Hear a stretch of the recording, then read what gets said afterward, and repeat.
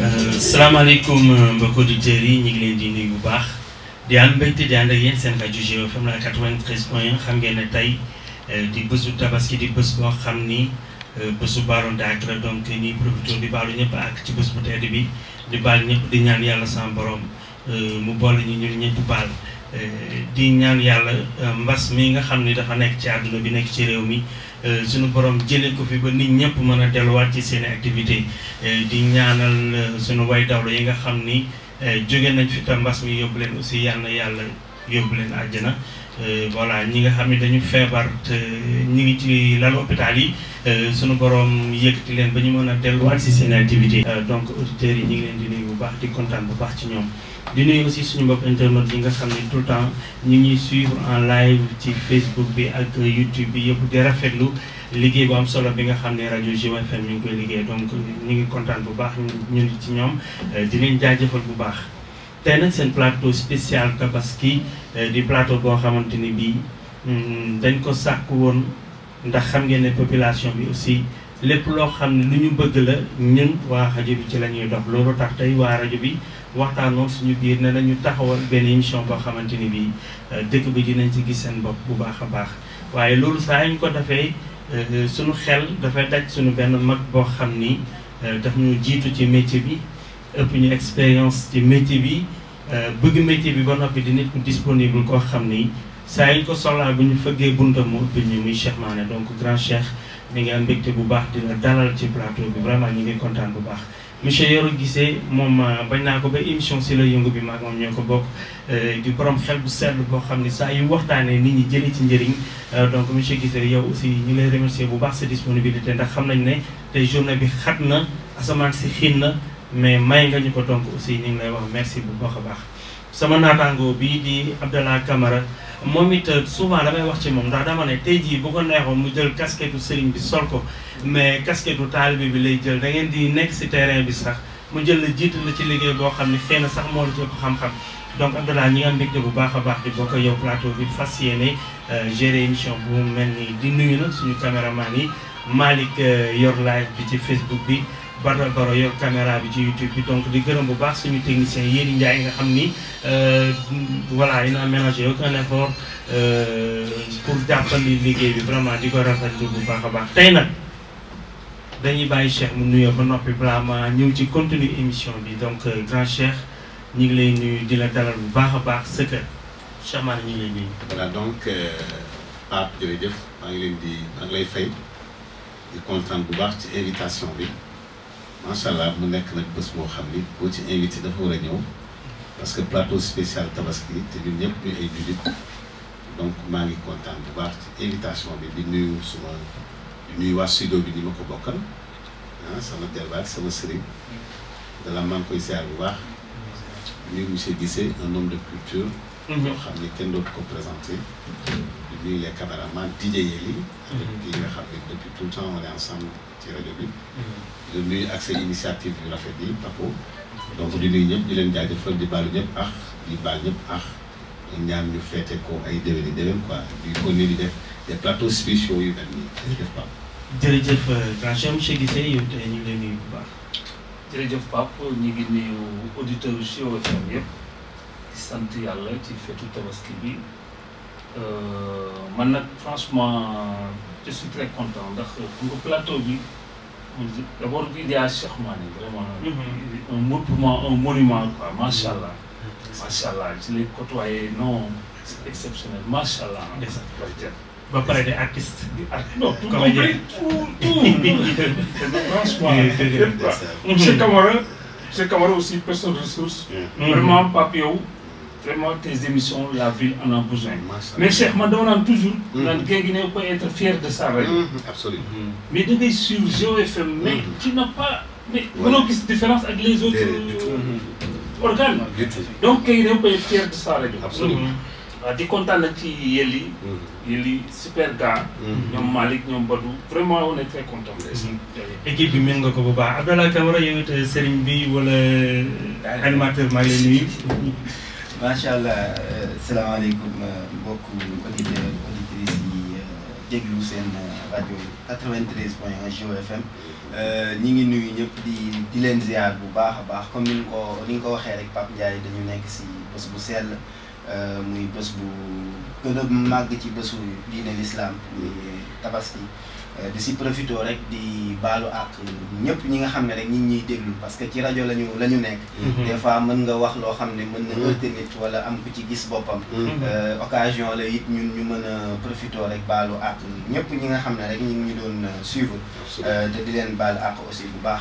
di am mbégte rek ak contentement aussi ci li nga ma boole tey ci sa plateau. balaa may ñëw ci suma papa yi rek dafa am li nga wax léegi sax ngay jël ay cant ak ngërëm def ko ci man. waaye man moom laa war a sant ndax tey su ma amee possibilité apporter sama tuuti expérience. wala ma am possibilité di côtoyer rajo bi. yàlla ak moom la moo tax mu yàgg ma ci woo di ma ci yu ñu mel. vraiment muy suma lépp vraiment Pape Ndiaye moom Baye Fall la quoi. macha allah di nuyu bu baax a baax rek tonton Mané. Cheikh tonton Cheikh. macha allah moom xam naa ko bu baax sama papa la sax. waaw papa Cheikh waaw wallaahi yow moom dañ lay nuyu di la sant bu baax a baax di la ñaanal aussi gudd fan ak wér. tonton gisee aussi moom je pense que xamante wuñu noonu. mais dama koy suivre sur Facebook. vraiment ay contribution yu am solo yoo xam ne da koy def sur Facebook des fois day commenter sax si sama page. donc de passage maa ngi lay nuyu di la ziar di am mbégte bu baax toog ak yéen ci plateau bi. fas yéene ànd ak ñëpp ñi ñuy déglu rek si spécial Korité. di nuyu aussi tabaski bi di nuyu caméraman yi. ak Badara ak jëwriñ ak technicien Malick macha allah. ak Yéli Ndiaye ne si technique beeg Abdoulaye ñoom ñëpp nuyu naa leen ak directeur macha allah xam naa dinañ ci ñëwaat bu baax si kanam incha allah jërëjëf Pape. jërëjëf Abdallah jërëjëf mbokki auditeurs yi jërëjëf yéen. mais Cheikh dama bëgg tuuti rek ndax nag mënuñu tàmbale ab waxtaan te duñu waxtaan ci pandémie bi nga xam ne moom moo nekk si àdduna bi Sénégal bi ñu gis ne aussi ñu ngi ci période tabaski te it feebar bi mi ngi fi ba tey donc mesures barrières yi nga xam ne war nañ ko jël aussi ñu gën a sàmmanteeg moom xale yi aussi gën a bàyyi xel feebar bi ndax tey suma juumlee ci information yi wax nañ un jeune de 24 ans boo xam ni génn na àdduna te mbas mi moom moo ko yóbbu donc juste rek nga sànni ci quelque part ñu def ci benn tour de table balaa ñuy jokkoo ak madame la maire. Voilà, donc Pape, merci beaucoup. Mbas mi nag comme ni nga ko waxee la pandémie du coronavirus moom musiba la ci àddina bi nga xam ni maanaam dem si mu ngi sonal réew yëpp quoi fi ngay xamee ne am na doole mooy les pays les plus puissants tey daf leen a yóbbu terre. daf leen daaneel ba nu wàcc kon nag du caaxaan bon comme nag ñun en Afrique yàlla mu ngi lay dimbali peut-être li am ci yeneen réew yi àggagul ci niveau boobu te li koy saafara xam nañ ko c'est respecter les mesures barrières et les mesures barrières ne sont autres que di raxasu ak saabu wala hydroalcoolique wala ngay sol masque surtout masque bi moom franchement c'est fondamental ñu ngi ñaan ñëpp di ko respecter tiit bi ñu doon tiit sax ci tabaski beeg déplacement yeeg yooyu bon je pense que bu dee ànd nañ ak respecter ñun ñëpp parce que affaire bi léegi c'est une responsabilité individuelle. yàlla dëgg rek la bëgg léegi ku ci nekk yow yaa mën a sàmm sa bopp ni nga koy sàmmee nag mooy li nu ne lii boo ko defee mën ngaa mucc nga def ko parce que boo ko defee mucc keneen koo jege mu mucc mais bu dee ne nit ñeneen ñaa ngi koy def te yow defoo ko da nga koy jëli feneen ñëw andi leen waaw surtout nag ñu war a gën a sécuriser li ñuy wax naan les personnes âgées. les personnes âgées moom comme sët yi ak jeunes yi ñooy génn te mën naa mu dal leen te ñoom mën nañoo wër sax te du ko yëgal seen yaram ñu leen di ñaan ñu protéger wu ñoom bu ñu protéger woo bu ñu dellusee ci kër gi mën nañ sécuriser même les personnes âgées donc daal le message que je lance mooy ne ñëpp respecter les mesures barrières incha allah di ñaan nag bu baax a baax vraiment yàlla jëlee ko fii ba dëgg-dëgg yaakaaruma ne ci àddina dana dundati lu mel nii. jërëjëf Pape vraiment pour feebar bi moom Cheikh a tuuti maximum parce que Cheikh moom li mu wax.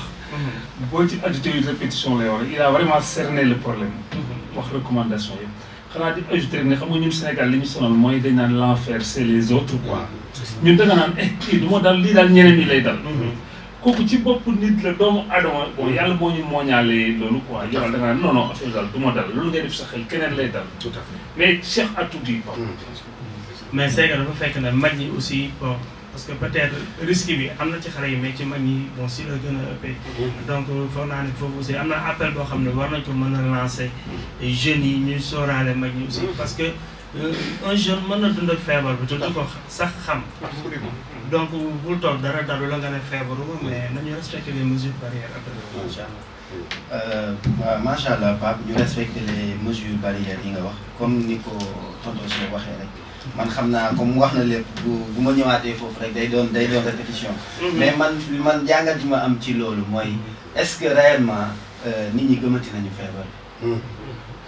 man question boobu laay posé quoi parce que tey boo xoolee tey période événement julli bi yëpp boo duggee ci marché bi ñi ngay gis ñu takk masque déjà dañ leen di compter et puis bon franchement ay jeunes laay toog ñun ay xale lañu damay toog ay am ñoom ne gëmuñu ko réellement nee nañ feebar bi amul quoi ça n'existe pas alors que feebar bi am na donc peut-être li nga wax léegi day nekk responsabilité individuelle ku nekk nag mooy taxaw pour jël responsabilité boppam waaye nag bul fàtte ni mën nga jël sa responsabilité bopp am koo xamante ne mi ngi def naka sudul noonu ci biti ba mën la ko andil sa biir kër pour man nag campagne bi la ñu war a lancé waat maanaam fexe ba nit ñi gëm ne Covid bi mi ngi fi et que mi ngi continuer di rey ay nit récemment rek kaaw gin gi neew xam naa peut-être dinañ ci kii mais deuxième cas bi dama gis ay commentaires sur Facebook vraiment ñi kenn gëmu ko kenn gëmu ko donc est-ce que là je peux revenir un peu ci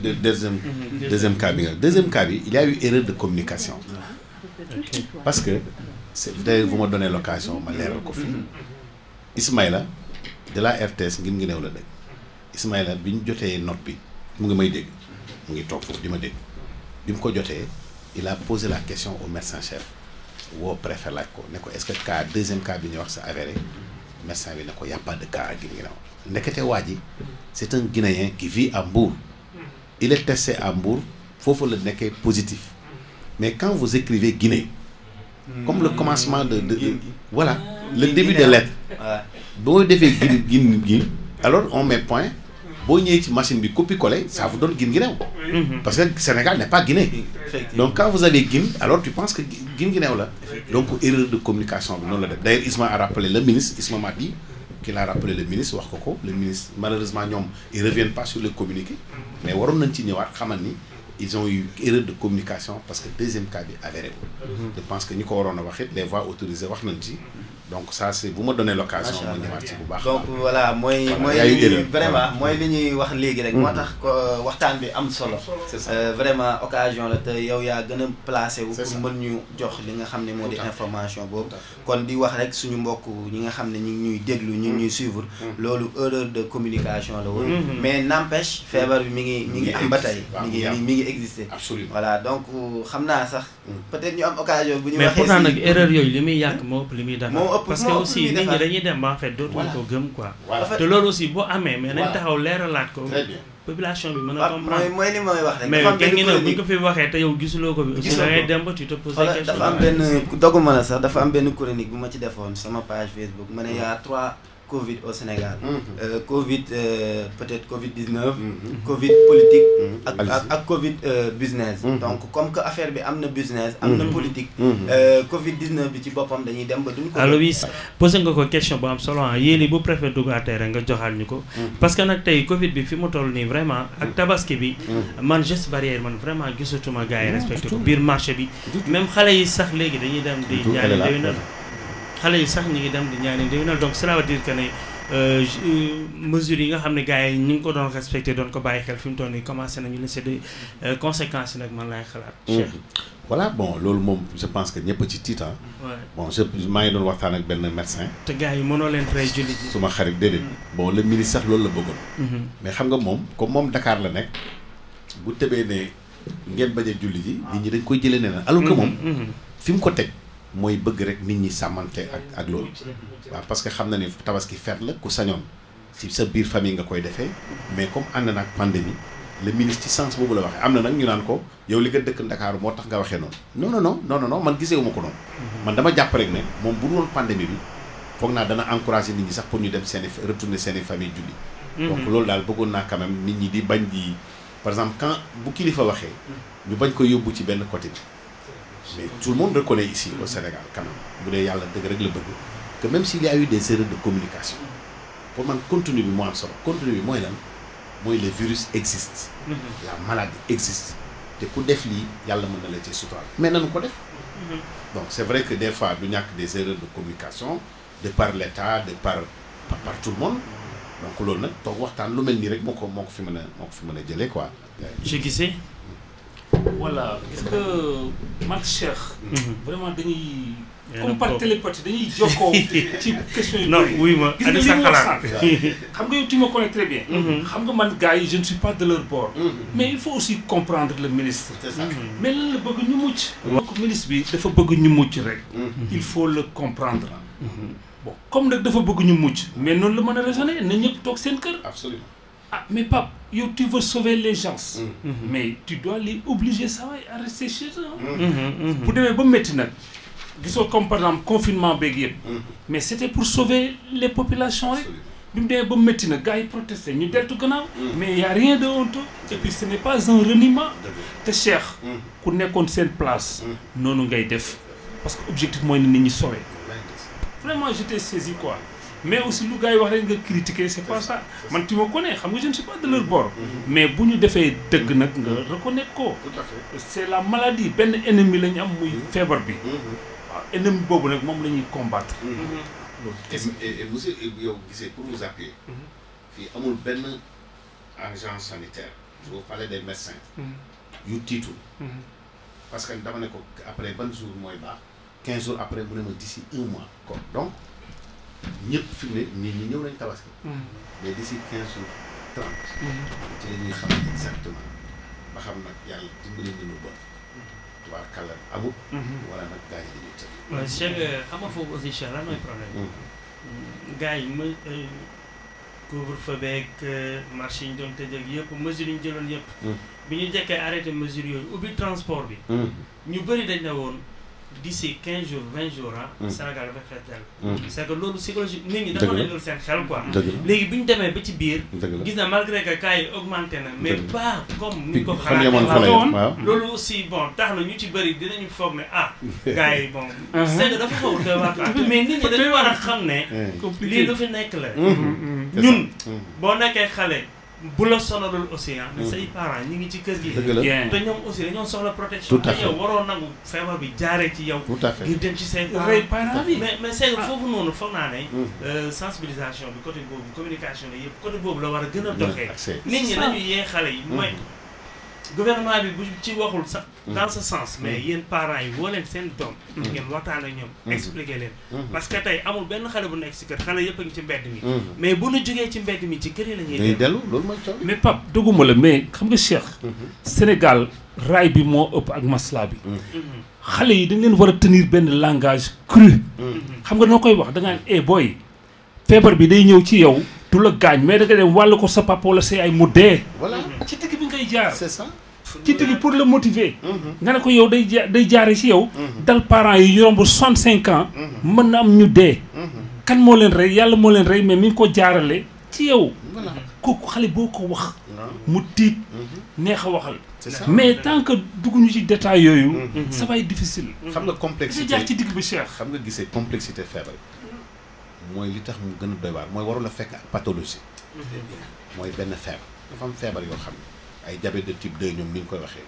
yenn tension yu métti yi yeneen fi ay insuffisance rénale façon yooyu du la baal te médecins yi wax nañ ko waxaat ko te mag rek feebar la déjà même bu dee un jeune boo amee feebar yooyu rek c'est ça beneen bi ma ci gis mooy gis naa nag ñu changer politique quand même gis naa le ministre yi di def approche communautaire moom la ñu def ba feebar yu bëri jóge fi